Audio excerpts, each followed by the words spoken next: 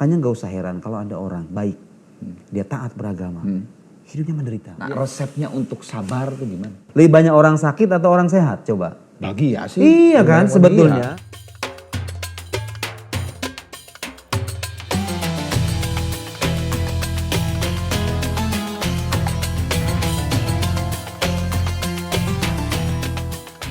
Assalamualaikum warahmatullahi wabarakatuh. Kembali lagi di Curhat bareng Ustadz.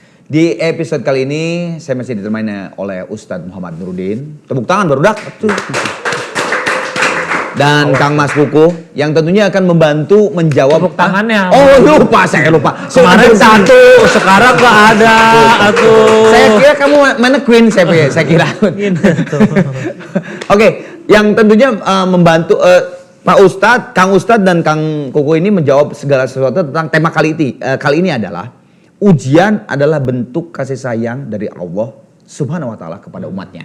Oke, nah pertanyaan saya, apakah pernah mendapatkan ujian yang paling berat di hidup kita? Jangan dijawab dulu. Jangan jawab dulu.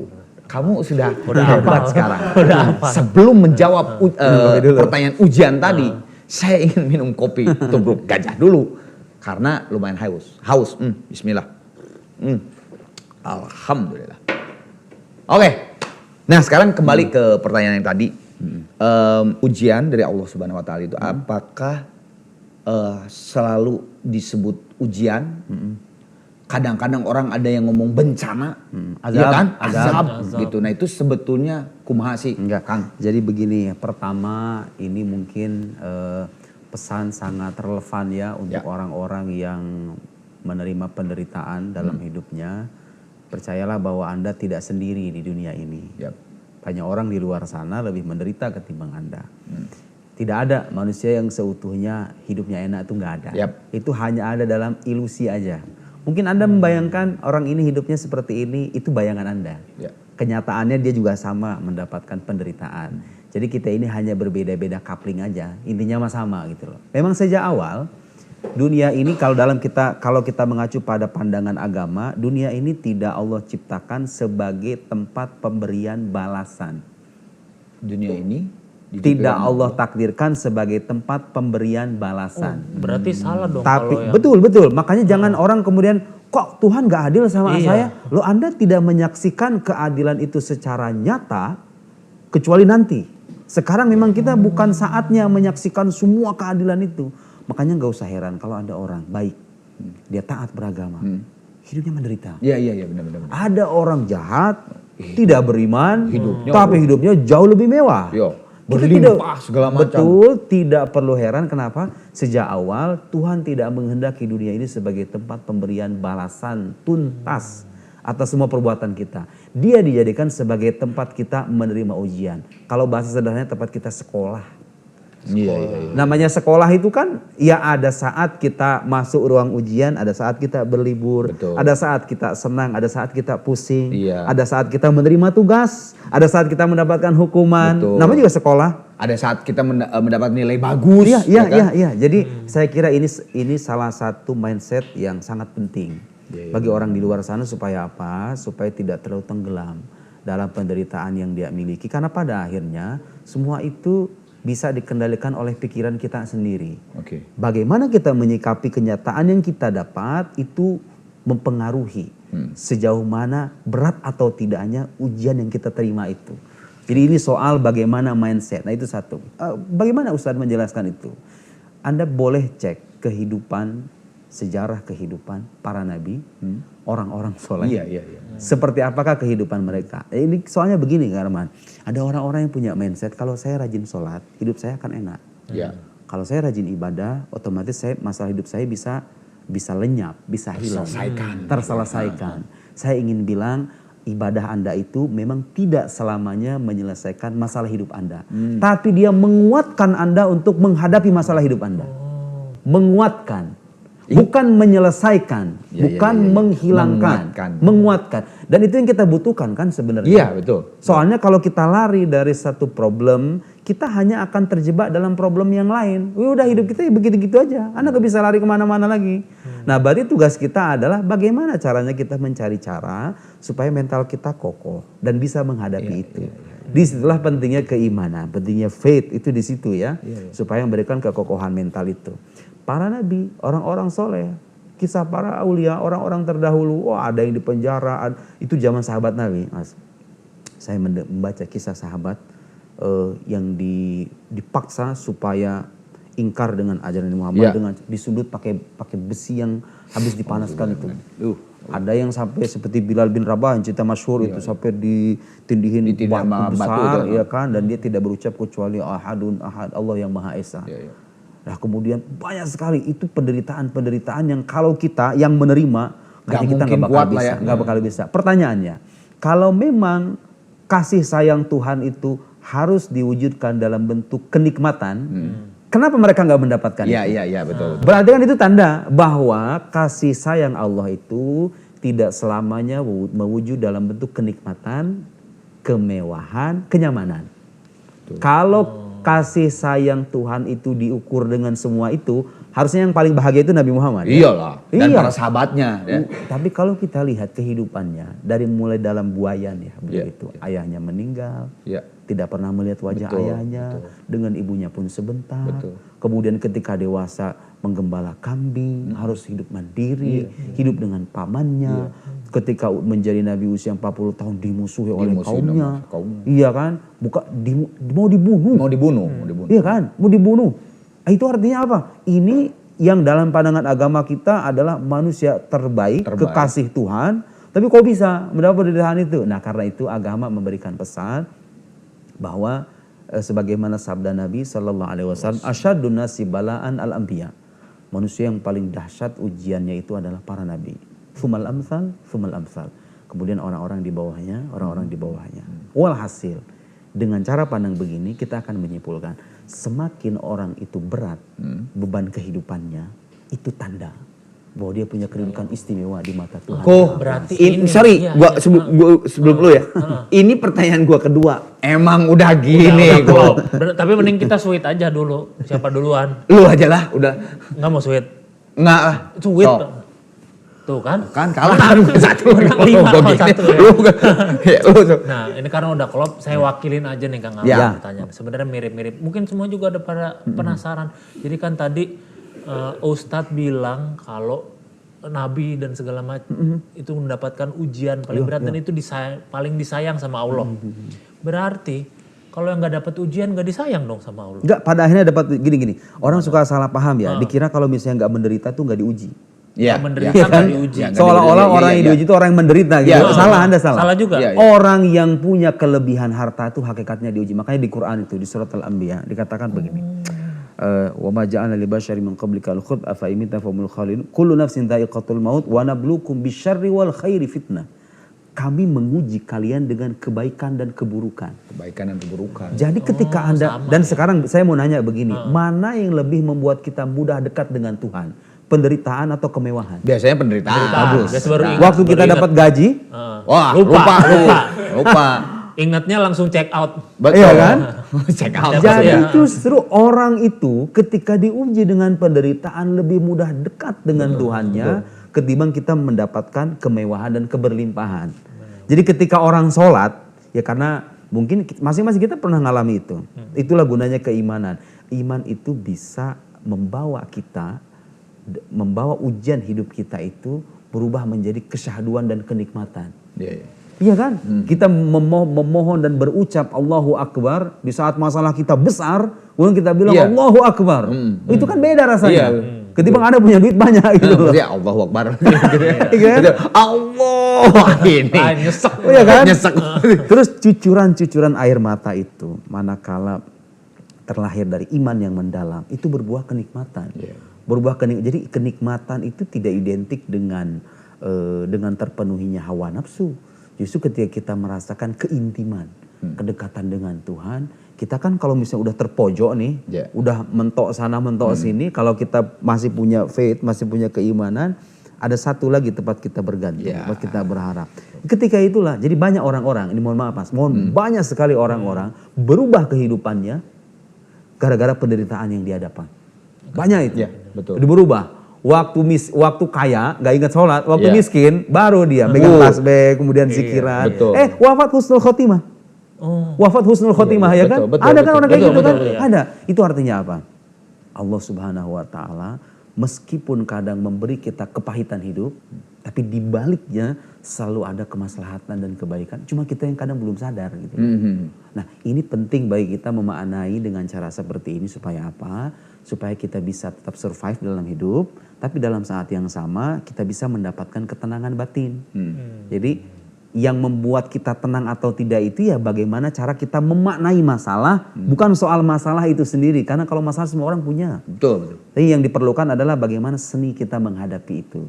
Nah, agama datang dengan pesan-pesan yang selalu membuat kita optimis. Pada akhirnya semuanya akan selesai, semuanya akan berlalu dan akan ada hari pembalasan. Ya.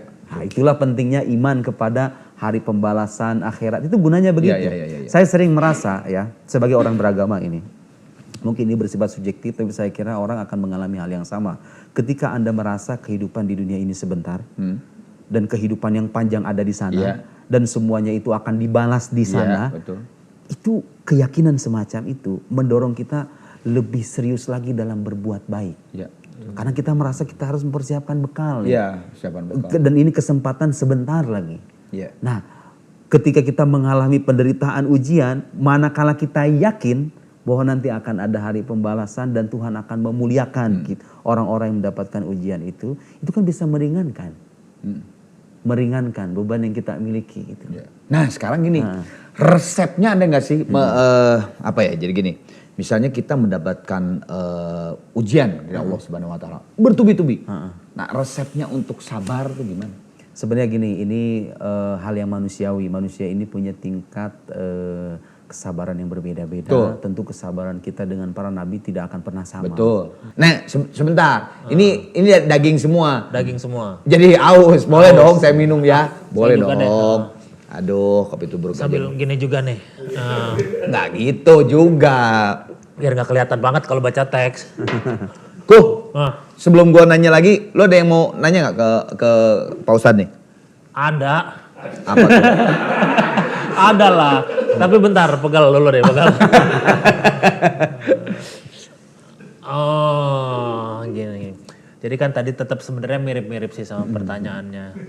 Kenapa kalau tadi ngerasa ini ngerasa diuji terus, tapi akhirnya gimana kita bisa ngerasain itu nikmat dari Allah sebenarnya ujian itu. Kan ada yang pada akhirnya nyalahin. Ini saya diuji terus, kapan nikmatnya nih? Padahal kan kata Ustadz bilang tadi ujian itu padahal nikmatnya. Betul. Tapi orang belum ngerasain itu justru nikmatnya di situ. Gimana ya cara ngeyakinin orang? Jadi kadang-kadang memang hikmah di balik kejadian itu nggak nampak ketika kejadian itu datang. Kadang-kadang nampaknya belakangan. Saya tadi tuh sempat cerita, itu saya dulu pernah dioperasi, merasakan kesendirian, penderitaan, fisik, wah luar biasa lah. Tapi setelah dioperasi itu saya jadi sadar, ternyata hal-hal biasa yang selama ini kita dapat. Bener. Itu ternyata nikmat besar. Saya baru sadar itu nikmat besar setelah saya mengalami itu. Gitu. Mungkin kalau tidak mengalami, mungkin itu nggak bisa jadi bahan cerita untuk sekarang juga kan. Kalau saya nggak melewati itu. Dan mungkin ada banyak orang di luar sana melewati fase-fase tersulit dalam hidupnya. Di kemudian hari tersingkaplah bahwa ternyata emang itu yang baik buat dia. Kita bisa tanya orang-orang yang mungkin lebih tua dari kita ya, yang 50, 60. Saya yang istilahnya masih ya katakan begitu 30 tuh remaja apa sih? Bisa remaja kan tergantung perspektif. Gitu ya, tergantung perspektif. Kalau dari atas saya masih muda kan. Inilah remaja mature. Remaja mature bisa. Jadi sering gini di satu masa kita kadang meratapi sesuatu. Tapi di kemudian hari terbukti ternyata emang itulah yang terbaik buat kita. Dan kita merasa malu ketika itu. Itu saya mengalami berkali-kali yang kayak begitu. Artinya apa? Ini soal mindset kita gitu loh. Bagaimana caranya kita menanamkan baik sangka. Anda percaya nggak yang mentakdirkan kehidupan untuk Anda itu Tuhan yang maha baik. Dan dia berjanji, inni haramtu dzulma ala nafsi, kata Tuhan dalam hadis qudsi.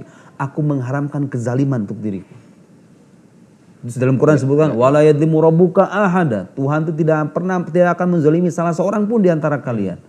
Karena kita berbuat baik, kita berbuat jahat, berbuat batin kita itu nggak menambah kekuasaannya. Betul. Perbuatan jahat kita juga nggak mengurangi kekuasaannya. Betul. Tuhan nggak butuh sama ibadah kita. Dia nggak akan ternodai dengan kemaksiatan kita. Dia nggak butuh apapun.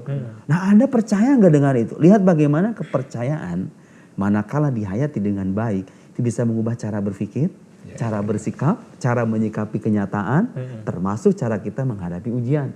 Jadi ini penting bagaimana kita berusaha mencari kemungkinan bahwa di balik apa yang saya dapat sekarang itu pasti ada sisi kebaikan, cuman belum tampak sekarang. Soalnya begini Mas, kalau orang diuji dan hikmahnya ditampilkan seketika, ya bukan ujian namanya. Iyalah. Itu kayak ujian udah dikasih kunci jawaban. Nah, itu Beda jawaban. dong. Mana ada sekolah kayak gitu. Iya. Karena itu ini soal bagaimana kita memaknai hidup. Bagi orang yang mana hidup ini adalah persinggahan dan kita ini masuk ruang ujian, itu akan berbeda hidupnya dengan orang yang memaknai hidup yang sekarang itu hidup yang hakiki itu yang sekarang ini. Sekarang ini. Gak ada kehidupan lagi gitu loh. Mending kalau misalnya dia mendapatkan apa yang dia mau. Betul. Dalam hal ketika apa yang dia dapatkan berbeda dengan apa yang dia inginkan, dia akan kecewa. Betul. Tenggelam dalam nestapa, kecewa, kesedihan, mendalam. Apa yang bisa diharapkan? Itulah agama itu datang memberikan hope itu loh. Ya. Harapan. Jangan khawatir. Dan ketika Anda merasakan penderitaan yang kadang terasa berat, ada orang lebih berat dari itu. Betul. Kenapa? Ya itu kadang-kadang kita perlu mengedukasi diri kita. Ya. Cara pandang kita ini perlu diubah. Jangan merasa bahwa Anda itu paling menderita sedunia. Betul. Karena semua orang di dunia itu mendapatkan penderitaan. Cuma berbeda-beda. Ya. Berbeda-beda. Oke, Kang. Sekarang biasa pertanyaan dari netizen. Ya. Tapi ini mah bagian kuku aja lah. Nah, saya jadi Ya, perwakilan silakan. ya, Perwakilan. Biasanya kalau dalam kesulitan manusia itu pasti orang-orang pada nge-quote satu ayat nih. Benar nggak ya? Tolong koreksi ya. Wa innama wala yusra ya. Inna ma'al usri yusra. Innama wal usri. Inna ma'al usri yusra. Innama ala yusra. Di mana itu benar nggak kalau yang di setiap kesulitan atau manusia tidak akan diberi kesulitan sama Allah yang sampai tidak mereka bisa salah ya, itu mah beda ayat ya. Enggak benar. Tapi itu kan intinya ya. Serius. Benar, tapi intinya kesulitan yang diberikan Allah tidak akan melebihi apa yang kemampuan kalau itu manusia. ada ayat lain, la yukallifullahu nafsan illa wus'aha. Kalau itu innamal usri yusra. Di antara kesulitan pasti ada kemudahan kalau itu ya. Iya. Jadi bahkan itu disebutkan redaksinya inna ma'al usri yusra. Sesungguhnya bersama kesulitan. Bersama kesulitan. Jadi kayak sepaket gitu loh. Sepaket kalau ada kesulitan ya pasti ada kemudahan. Cuma yang perlu dicatat dan perlu diingat, kemudahan ini gak selamanya tampak ketika kesulitan itu datang. Kadang dia datang silih berganti gitu loh. Ya sekarang kita lihatlah, cek kehidupan kita. Sebenarnya kita ini lebih banyak menderita atau bahagia sih? Lebih banyak orang sakit atau orang sehat? Coba. Bahagia sih. Iya kan sebetulnya. Jadi kadang-kadang gini. Banyak orang sakit ah. Enggak. Maksudnya ini kehidupan maksudnya kan secara manusia secara umum. Secara Sekarang gini, kita ambil skala yang besar. Lebih banyak negara yang damai atau yang terjajah? Damai. Damai. Lebih banyak orang sehat ketimbang orang Betul. sakit. Lebih banyak orang yang hidupnya berkecukupan ketimbang yang mendapatkan kemiskinan, gitu kan? Jadi sebetulnya hal-hal yang terlihat pahit itu memang diperlukan untuk keseimbangan dia ini.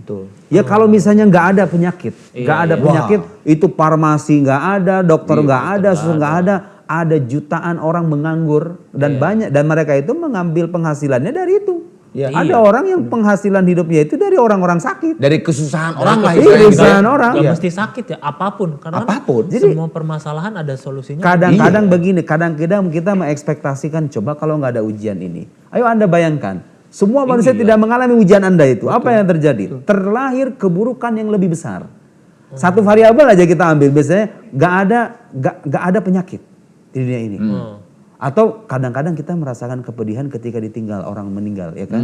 Ditinggal orang terkasih. Tapi kalau nggak ada yang meninggal, kita mau hidup di mana? ya kebayang coba. Banyak ini nggak ada yang meninggal aja. Jadi memang dunia ini hanya akan tegak dan berimbang manakala keburukan dan kebaikan datang silih berganti, sebagaimana kemudahan dan kesulitan datang secara silih berganti. Dan Allah itu sudah mempersiapkan semua itu sesuai dengan kadar kemampuan hambanya. Jadi Anda ini tahu masalah sebagian orang apa? Dia mengukur kehidupan orang dengan perspektif dirinya sendiri. Kalau saya sih nggak bakal kuat kayak gitu. Ya itu kalau Anda. Orang lain dikasih kemampuan. Gitu. Anda nggak bisa mengukur kemampuan orang menghadapi ujian hidupnya dengan kemampuan Anda. Kadang-kadang kita mendugakan, kok Tuhan mohon maaf, ada mungkin redaksinya seperti itu, kok Tuhan tega sekali ya berikan ujian seperti ini. Ya itu versi Anda.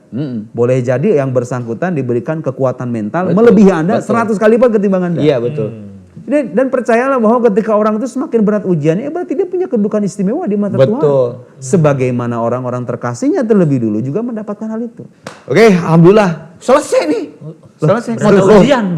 Nanti aja kan masih ada episode yang lain itu. Alhamdulillah sudah curhat episode keempat kali ini.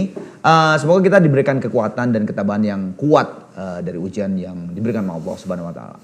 Jadi Ustadz, ini mungkin kesimpulan pendek aja. Bagaimana sikap seseorang muslim agar tetap husnuzon kepada Allah Subhanahu wa taala ketika ujian datang bertubi-tubi atau menjadi warga Palestina saat ini. Nah, itu kan berarti kan itu disayang Allah banget. Nah, itu silakan penutup Ustaz. Jadi begini, kita nggak bisa mengukur kasih sayang Tuhan itu dengan kenikmatan duniawi. Itu kesimpulannya. Keliru besar kalau Anda menduga ketika Anda menderita dan dalam hati Anda ada keimanan itu, Anda dimurkai oleh Tuhan. Kebalikannya, justru orang-orang yang disayang oleh Tuhan itu justru orang-orang yang ujiannya lebih berat ketimbang kita. Artinya, ketika kita sadar bahwa kita manakala mendapatkan penderitaan, itu kita sedang mendapatkan karunia, mendapatkan blessing dari Allah Subhanahu wa taala. Itu pada akhirnya bisa membuat kita hidup lebih optimis.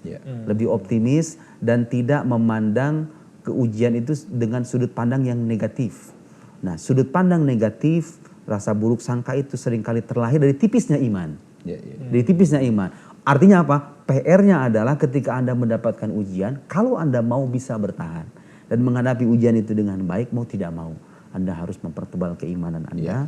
Mempertebal keimanan Anda dengan terus mengenal Tuhan yang Anda sembah selama. Jangan-jangan selama ini memang Anda belum mengenal Tuhan Anda dengan baik. Anda lalai, Anda lupa dari kewajiban yang Dia berikan.